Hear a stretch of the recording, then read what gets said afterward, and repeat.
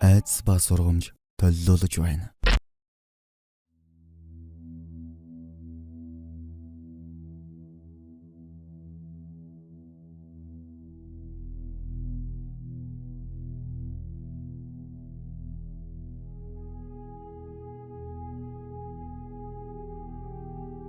Намайг Номон гэдэг. Би анх 4-р ангиасаа сүнс харж эхэлсэн юм. Манай сургуулийн хойно зам хөндлөн гараад том нурсан балгас байдаг юм. Тэр балгас тухайн үедээ хүнсний томцох байсан гэдэг. Ангийнхан маань хичээлээ тараад хаяа тийшээ ордог байлаа. Нэг өдөр манайхан ороод гарч ирэхгүй болохоор нь харьлаа гэж уцаар хэлчихэд байшингийн ажгаар явж байтал төмөр гэмээр урт зүйл хан нэвтлээд алга болсон. Би айгаад ангийнхаа лугаа гүйж очтол манайхан аль хэдийн гараад ирсэн байсан. Харсан зүйлээ хэлтэл за худлаа бити яриад байгээд өнгөрсөн юм. Одоо тэр байшин тойруулаад хашаа вэрчсэн нурай гэхээр эзэн олдохгүй байгааг нь лээ. Баг байхад арсан зүйл минь зүгээр ч нэг тохиолдол байгаагүй. 9-р ангиад төгсгчлээ бараг л өгөх шигсэн. Намайг баг байхад аав ээж хоёр минь хоёр тишээ болсон юм. Би 9-р ангид их ачаалалтай 22 цаг хүртэл давтлага авдаг байсан болохоор манай аавынх сургуультай ойрхон гээд аав дээрээ байхаар болсон юм. Нэг өдөр давталгаа дараад хайрж явтал араас хүнд агаад байгаа нь сонсогдов. Хүний алхах чимээ. Би айгаад эргээд тартал юуч байгаагүй. Гэртээ ороод аавдаа бүгдээ хэлтэл аав маань надад бие амгаал гэд борохоо өгсөн. Тэр шин унах гэд хэтэж байтал хажууд хүн суугаад байгаа юм шиг санагдаж айсандаа аавынхаа хажуугаар орж унтсан юм. Ийм байдалтай 4-аас 5 дахь өдрөөс эхлээд эрэгтэй хүний дүрс харагдаж эхэлсэндээ. Сүүлдээ би ясаарс болж ээж маань хүрээд иргээд гэртээ очтол эмээ ээж хоёр үзэж хардаг хүн дээр надтай очисон юм.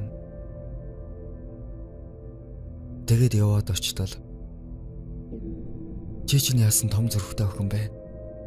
Айхтар богж өтгөрдөө дарчаад айдаггүй юу? Жаахан удсан бол өвөх байсан байна.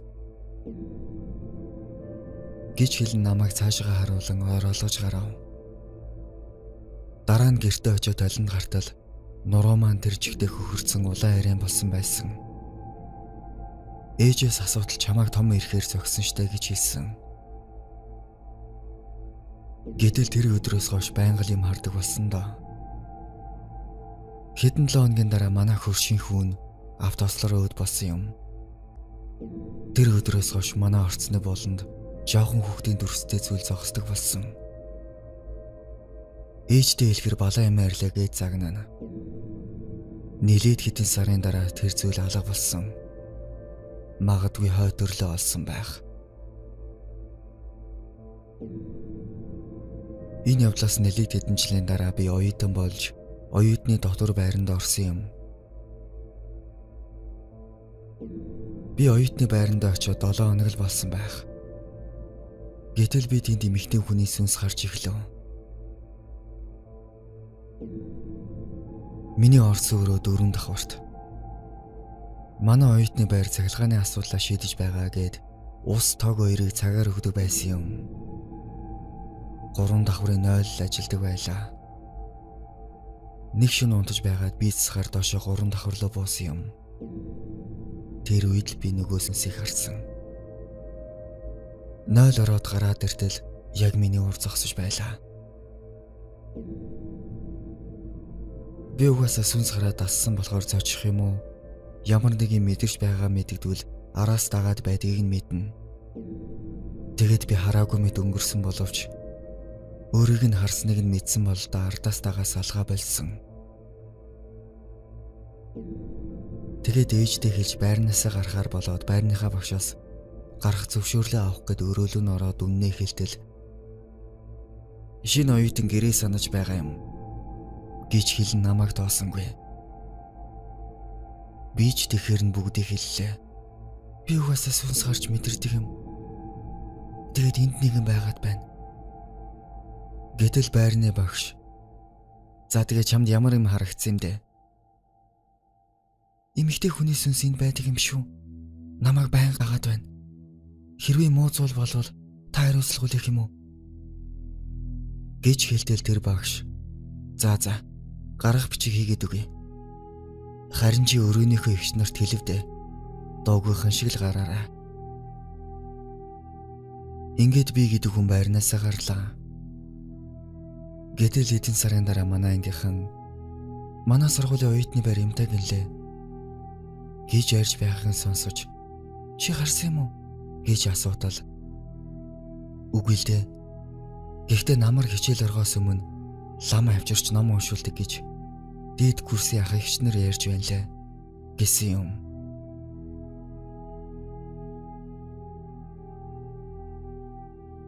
Ер нь манай сургуулийн ойр хавьд оршуулгын газар байдаг юм байна лээ.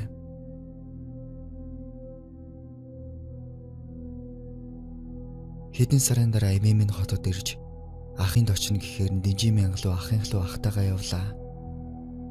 Машины цогоор хартал нээх урт хашаа үргэлжлээд байв. Тэгэхэр нахаасаа энэ юу хашаа вэ гэж асуутал 70 давхрын хашаа шүү дээ гэж хэлв. Би ингээд урагшаа харсан чинь дөрөвтэй гэмээр жоохон гүгс сууж байв. Харанхуй болчод байхад юу хөхд байдаг вүлээгээд бүрэн дээгүүрээ нулимаад өнгөрсөн. Дараа нь би минь өвдөд болдоггүй. Ээжлүүгээ залхтал амралтын өдрөө хүрээд ирэх юм уу гэлээ. Би ч дуртай тгийгээл очсон. Намайг очсон өдөр өвөө маань буучсан. Өвөөтөө золготол балчир. Эрдэм сурах гэж яваад муухай зүйл харж дээ. Гээд оюутны байранд харсан эмэгтэй сүнс ахынхлын явж байхдаа гарсан хүүхдийн сүнсийг хэлсэн. Өвөө маань надад хамгаалт хийж өгөөд балчир минь хэрв энэ зүйл алга болвол ирж хайж болохгүй шүү гэж сануулсан юм. Хотод очиод хэд өдрийн дараа хамгаалт алга боловчхоод хайх гэтэл өвөөгийн хэлсэн зүйл санаанд ороод болсон. Хамгаалтаа алга болгосноос хойш дахиад л элдв юм дагаад өвчин оргоод болдоггүй гэртээ ирлээ. Өвөө минь бууж бүх зүйлээ хэлтэл миний балчир хоёр ертөнцид гацсан альбан тэрэнгүүдийг хараад байвал өөрт чинь тусгүй. Нэг бол зарим бүү бол. Үгүй бол өвөөгөөрөө хоёр ертөнц хардаг нүдэ хаалга.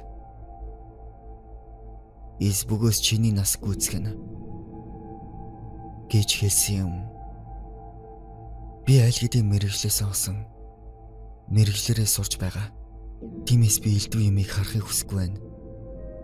Хоёр ертөнцийн зүйл хардаг нүдэ хаалгадаа өвөө гэж хэлтэл өвөө нүдэ ань наашаа суу гэж хэллээ. Би нүдэ анаад ойрттол нүдэн дээр минь шавшиж алгаараа төнөөд заа болсон гэж хэлээд мордсон. Тэр өдрөөс хойш жил гарan болоход юу ч мэдэрч хараагүй л явна да.